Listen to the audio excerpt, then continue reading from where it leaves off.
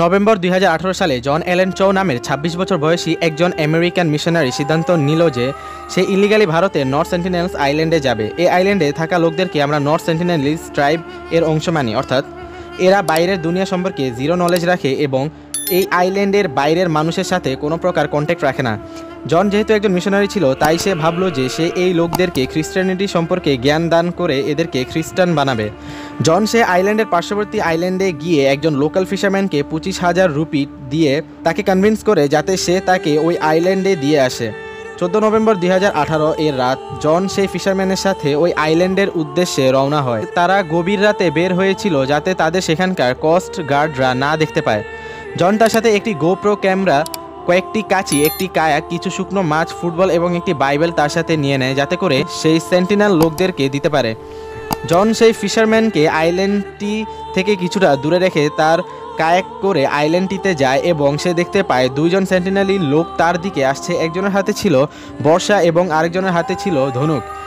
জন তাদের দুজনকে দেখে বলে যে my name is John, I love you and Jesus loves you, এবং সে আরও বলে যে জিজাস তাকে অনুমতি দিয়েছে যাতে সে সেন্টিনেলিদের কাছে যায় এবং জন তাদেরকে শুকনো মাছগুলো দিতে চাইলে লোকগুলো তাদের তীরকে ধনুকের মধ্যে নিয়ে জনকে মারতে রেডি হয়ে যায়। এগুলো দেখে জন প্যানিক হয়ে দ্রুত তার কায়াকে চড়ে আইল্যান্ডের অপর প্রান্তে চলে যায় এবং সে দেখে যে 6 জন সেন্টিনেলি লোক তার দিকে ইশারা করে চিৎকার চেঁচামেচি করছিল, যদিও জন কিছুই বুঝতে পারছিল না, কেননা তারা কেউ একে অপরের ভাষা বুঝতে পারে না।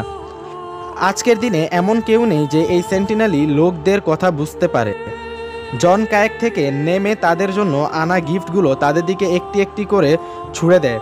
তখন সেখানে তার কাছে দুটি বাচ্চা আসে যাদের হাতে ধনুক এবং তীর থাকে। তখন পিছন দিয়ে একজন এসে জন এর কায়াকটি নিয়ে যায়।